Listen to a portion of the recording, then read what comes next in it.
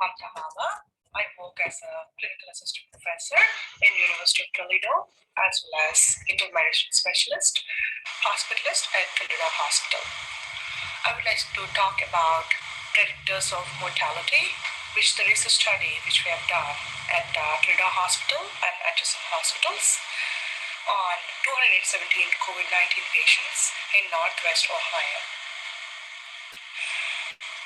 This study was initially started in the month of February, where COVID-19 has just started, and we took 6 months in completing this study, and we tried to analyze what the predictors of mortality for COVID-19. As COVID-19 declared as a global pandemic by WHO on March 11, 2020, there is a difference between SARS, MERS, and SARS-CoV-2 in terms of infectivity, transmission, fatality rate. So we try to analyze what are the predictors of mortality for SARS-CoV-2, and it was early in the part of the pandemic. As we can see, infectivity and transmission is similar to SARS and MERS for SARS-CoV-2, but the fatality rate is low for SARS-CoV-2. The first reported case in US was found on January 21st, 2020. As of day before yesterday, June 19, 2021, there are 34 million cases and 617,000 deaths in the United States of America. When we started this study, at that time, there were very limited information available about the morbidity and mortality. So we tried to analyze what are the predictors of mortality in terms of clinical symptoms, signs, laboratory markers, as well as the treatments which were given to the patient in the hospital. The methods of our study. This study was conducted with the approval of ProMedica Health System, IRB. Due to the characteristics of the study, where it included only retrospective chart review, informed consent was waived by IRB. Data collection. It is a retrospective study that was conducted on 217 PCR-proven COVID-19 positive patients between March and June of 2020. We included all the subjects who are admitted to any ProMedica healthcare system hospitals which have the diagnosis of COVID-19 during the admission. And we excluded any patient who do not have the diagnosis of COVID-19. Statistical analysis were summarized using descriptive statistics such as means, standard deviations, and variance for numerical variables. Categorical variables identified as frequency, percentage, cumulative frequency, and cumulative percentages. Inferential statistics such as t-test and chi-square analysis were performed when appropriate. The main results of the study are: in 217 COVID-19 PCR positive patients who were admitted to ProMedica healthcare system in Northwest Ohio, the mean age of the population was 63.13, with a standard deviation of 17.8, of which 194 patients, which includes 89.4, almost 90%, survived, while 23 patients, almost equal to 10.5%, were died.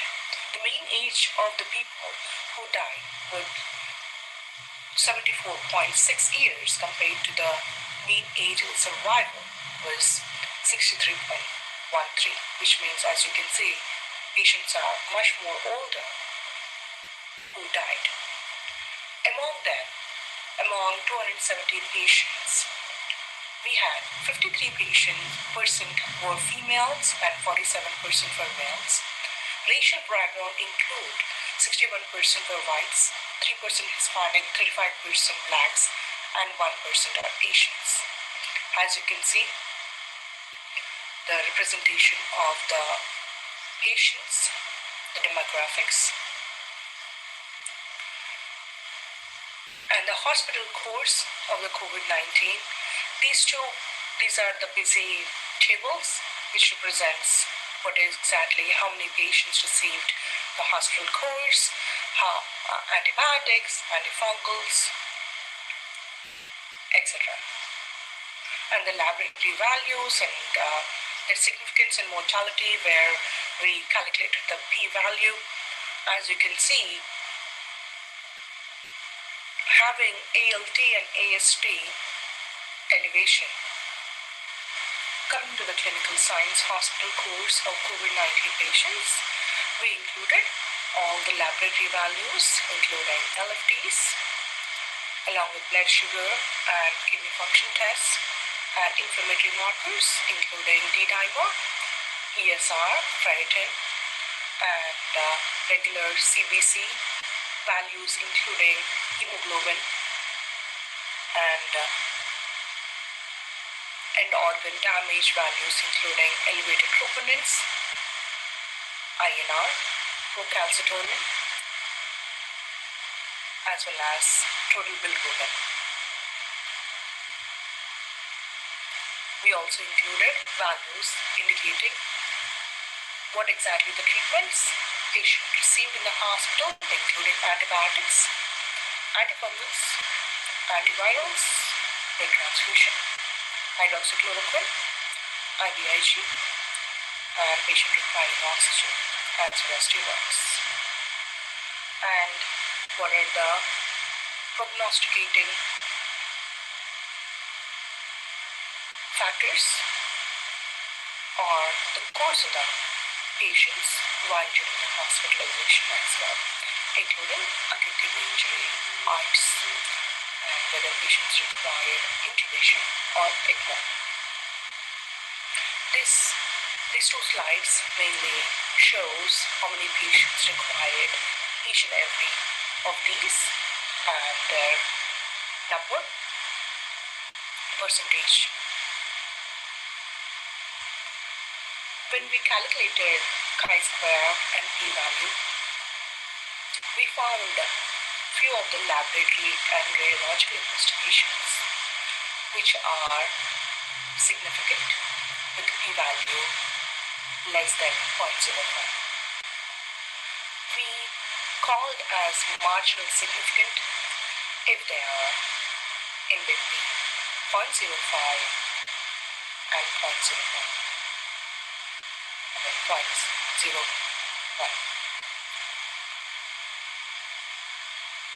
We found that elevated transaminitis, including ALT and AST, has a p-value of 0.044 as well as AST of 0.003. Along with low hemoglobin is associated with 0.0046 and elevated troponin is associated with 0.06, which we call it as marginally significant. Same as with the elevated INR as well, which has p-value of 0.005. Including no platelets as well has 0.0246. These all were statistically significant compared to the other values. Coming to the other laboratory tests, which were statistically significant as well as marginally significant, were procalcitonin elevation, as you can see, mostly seen in the septic patients and terminally ill patients, had a p-value of 0.047, and patients who required blood transfusion has a p-value of 0.001. Same as with intubation, which is highly significant, 0.0001, and having ARDS, 0.0004, myocarditis, 0.0313, septic shock, 0.0031, and acute kidney injury is marginally significant with 0.083, and elevated creatinine with marginally significant value of 0.0741. Coming to the discussion of our recent study, we found multiple predictors of mortality, specifically when looking at the laboratory values, including elevations in AST, ALT, INR, mortality, and decrease in hemoglobin, and platelets were statistically significant predictors of mortality. We also found, as we just saw, treatment with either antibiotics, antifungals, antivirals, the transfusion, steroids, and intubation were all statistically significant for mortality association.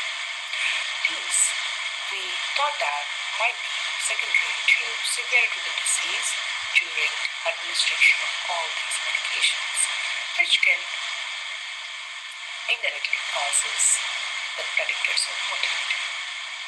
Besides these, COVID-19 related complications with either ARDS, myocarditis, and septic shock were significant predictors of mortality. Interestingly, when comparing AST and ALT with prior studies, there were mixed findings in the other studies. As a previous study by Yan et al. Did not find any significant difference between AST and ALT elevation in the COVID-19 population. Still, other studies did find a statistically significant increase in AST but not in ALT within their population. However, these studies did not further stratify these values for possible predictors of mortality. But our study did show that both AST and ALT were statistically significant predictors of mortality, but more so with AST elevation. Our study notes an odds ratio of death of 3.8 in patients with high AST compared to normal AST levels. Another significant finding in our study was that low hemoglobin and decreased platelets have a statistically significant association with mortality. Unsure patients who has low platelets are terminally ill or low hemoglobin or chronically ill. Those are the things which we can think about those values, but having low hemoglobin and low platelets definitely increases their chances of death. These are also the case of having sepsis or TIC from COVID-19 infection per se, or concurrent bacterial infection. Septic shock or ARDS did develop in 29% of the population, close to 30%, which may account for these numbers with increased mortality. The odds ratio for death denoted in our study for low platelets versus normal platelets was 3.2. The same explanation could be said for elevations in INR and mortality, which were significant predictors of mortality, as elevation in INR and mortality are high among patients who are sick compared to normal individuals. Our study revealed that INR had an odds ratio for death of 4.8. Previous studies have noted increased mortality in COVID-19 infection as well. A study by Hu et al. Demonstrated that severity of mortality elevation can correspond to disease severity, which can similarly correlate with having sepsis. Also, an increase in creatinine and troponin had a marginally significant association with mortality. And these could be non-specific elevations due to multiple reasons aside from COVID-19 infection, such as dehydration, as well as elevation in troponins, which we kind of see in patients with myocarditis associated with COVID-19 patients. So that is also marginally significant association with the mortality. Complications such as myocarditis, ARDS, intubation, and septic shock were significant predictors of mortality. Interestingly, all treatment modalities had a significant predictions of mortality except for supplemental oxygen. The use of AC inhibitors had an odds ratio of 0.7, so this was not statistically significant given its confidence interval of 1. There were several limitations in the study. The study was a retrospective and relatively small sample size. It may not accurately depict the general population. The data collected by a chart review and the quality of the data is known. Thus, it is difficult to rule out any confounders given the methodology of the study, and temporal relationships are challenging to assess.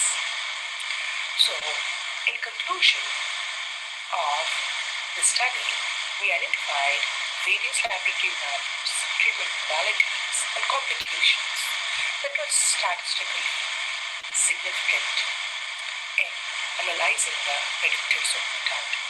The most prominent predictors of mortality which we found are elevations in AST, ALT, INR, procalcitonin, and decrease in hemoglobin and platelets, and also the use of antibiotics, antivirals, having blood transfusion, were all associated with increased mortality.